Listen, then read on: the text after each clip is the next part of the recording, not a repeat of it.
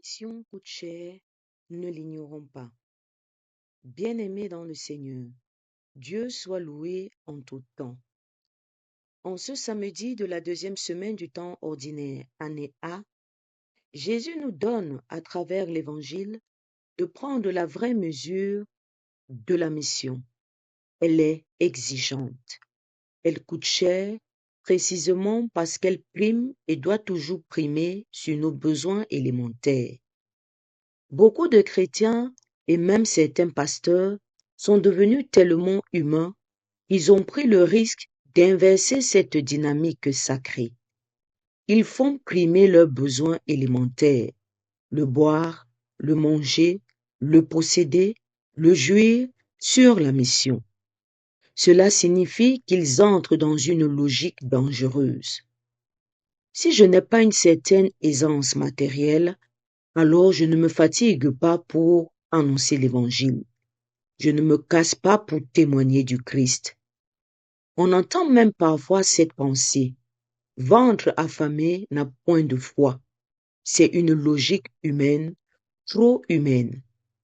Mais l'amour de la mission possède une force spirituelle, celle de l'Esprit Saint, qui nous donne souvent de nous surpasser, de nous dépasser, de nous offrir pour le salut des âmes. C'est Dieu lui-même qui fortifie celui qui l'envoie. Alors, frères et sœurs bien-aimés, ne soyons pas des chrétiens trop exigeants sur les moyens matériels et les conditions préalables pour annoncer l'Évangile. Soyons capables d'annoncer le Christ même dans les pires conditions de vie. Car la force pour accomplir la mission ne vient pas d'un ventre plein, mais de l'Esprit de Dieu. Il ne faut pas forcément un confort total pour servir le Seigneur. Il ne faut pas forcément une voiture de service pour aller annoncer le Christ à des kilomètres. Jésus parcourait ville et village pour annoncer le royaume de Dieu. Ce n'était pas avec une voiture, mais avec la disponibilité d'un cœur brûlant pour Dieu. Donc, quand la voiture vient à manquer, quand le carburant vient à manquer, quand les moyens viennent à manquer, l'Évangile doit toujours être annoncé. Ne soyons pas des serviteurs de Dieu trop confortables. Trop de confort détourne de la mission. Il faut toujours une part de dépassement de soi dans l'accomplissement de l'œuvre de Dieu. Jésus nous montre l'exemple dans l'Évangile. Il s'occupe des autres au point de s'oublier. Les siens disent qu'il a perdu la tête, qu'il n'est plus raisonnable, qu'il exagère, qu'il se met en danger, qu'il devient comme un fanatique, qu'il fait honte à la famille. Oui, frères et sœurs bien-aimés, c'est souvent le prix à payer pour être un vrai missionnaire. Quand Dieu te prend vraiment, certaines personnes interprètent cela comme une folie. Servir Dieu expose à l'incompréhension.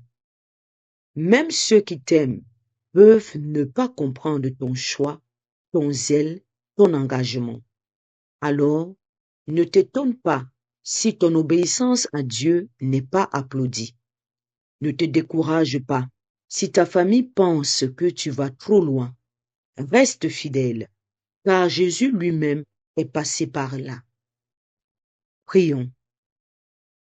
Père très saint, nous te bénissons pour ton Fils Jésus-Christ, le missionnaire parfait, qui n'a pas cherché sa propre gloire, mais qui s'est donné sans compter pour sauver les âmes. Donne-nous, Père, un cœur libre, un cœur qui ne négocie pas sa fidélité, un cœur qui préfère ta volonté au confort et ton royaume à nos sécurités.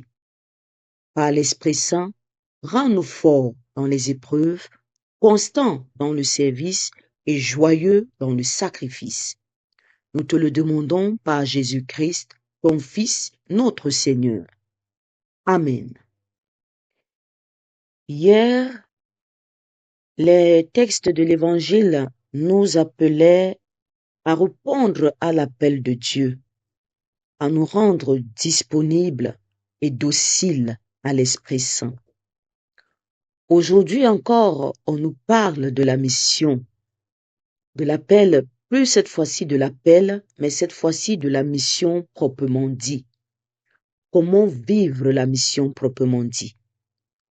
Comme on le dit toujours, la mission ne dépend pas de nous, parce que ce n'est pas notre mission. C'est Dieu qui nous envoie en mission. C'est sa mission. Hier, on nous demandait d'être les mains, les pieds et les oreilles de Dieu.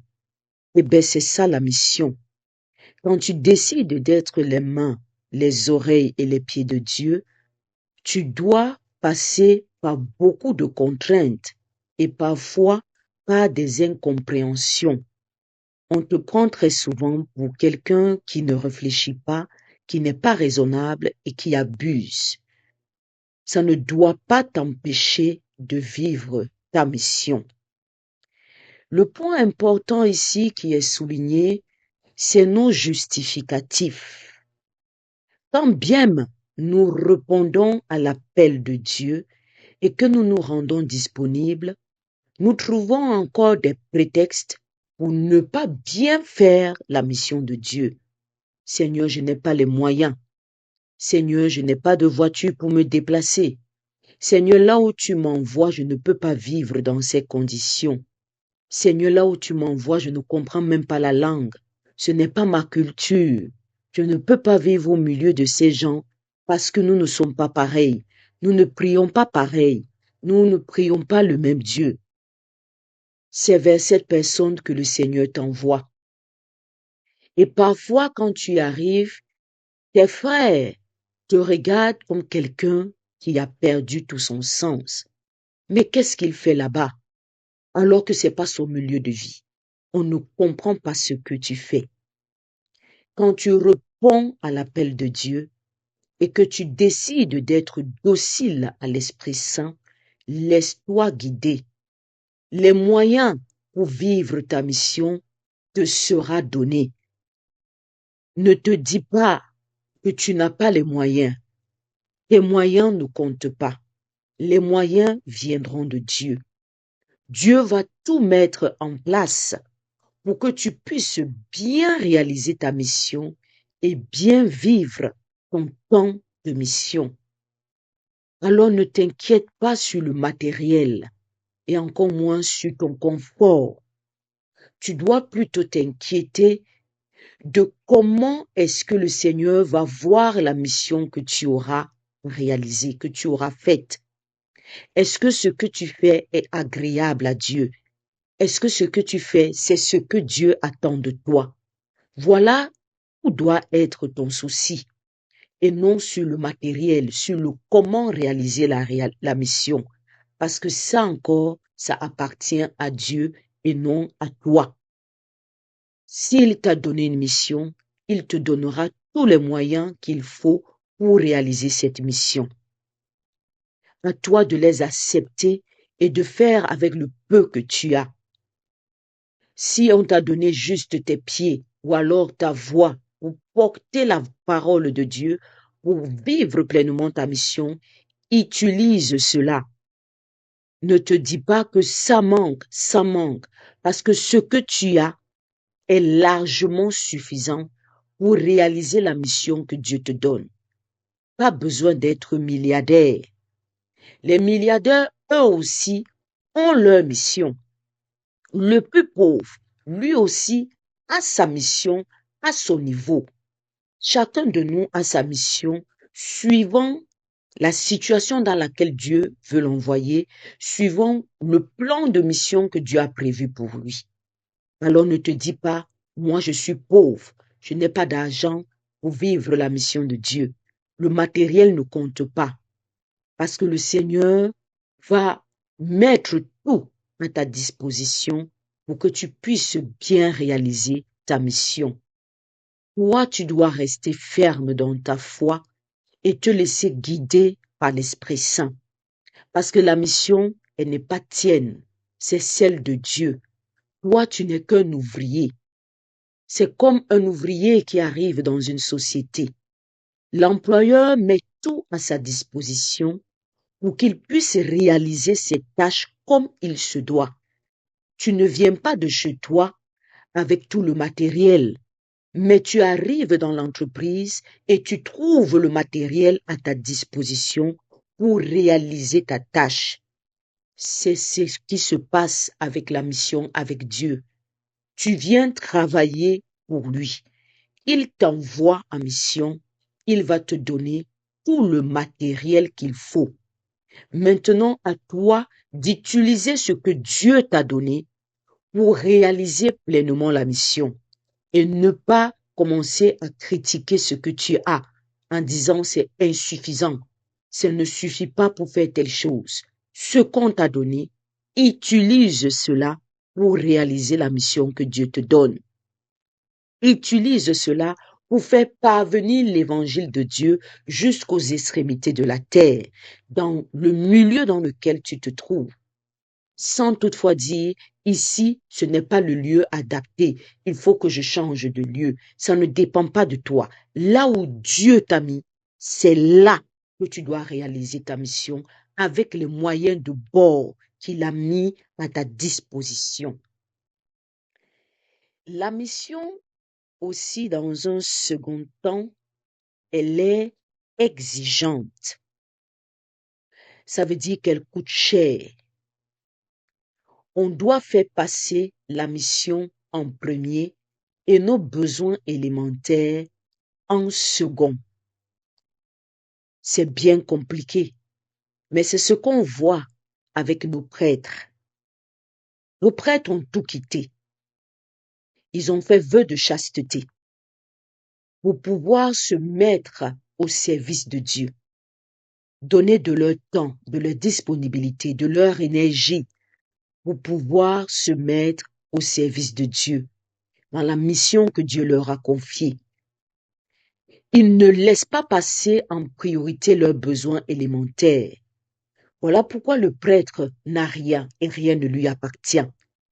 Le prêtre est nourri, mais il ne cherche pas le pain quotidien, parce que la mission qu'il a passe en premier avant les besoins élémentaires qu'est manger, boire et posséder. Le prêtre ne possède rien. Il ne possède pas un terrain ou une maison à lui. Mais malheureusement, aujourd'hui, nous voyons cela dans nos paroisses, des prêtres qui choisissent leur lieu de mission. Quand on les envoie dans des contrées retirées, ils disent non, je ne peux pas vivre là-bas parce que les conditions ne sont pas remplies. Malheureusement, on commence à le voir parmi nos clergés. On voit des prêtres qui veulent posséder. Il me faut une voiture, il me faut une moto pour que je puisse aller à tel endroit. Parce que moi, je ne peux pas aller là-bas si je n'ai pas de voiture, si je n'ai pas de moto. Oh, là-bas, il n'y a pas un endroit où je peux bien dormir. Il faut d'abord qu'on aménage le presbytère, parce que sinon, je ne peux pas aller là-bas en mission. Il n'y a même pas le courant là-bas. Il n'y a pas d'eau. Je ne peux pas aller en mission. Malheureusement, aujourd'hui, c'est ce qu'on voit. Les évêques peinent à envoyer leurs prêtres dans certaines contrées. On compte maintenant du bout des doigts des prêtres qui acceptent d'être envoyés dans des contrées reculées, dans l'arrière-pays. On les compte du bout de doigt. Et c'est dommage. Ils ont oublié que la mission, elle est exigeante et elle doit primer sur nos besoins élémentaires. La mission qu'ils ont accepté d'être prêtres doit primer sur leurs besoins élémentaires. Il en est de même aussi pour chacun d'entre nous, comme je l'ai dit. Parce que tous, nous sommes appelés à la mission. Nous ne devons pas tenir compte du besoin matériel, des biens matériels, pour pouvoir dire je vais réaliser une mission.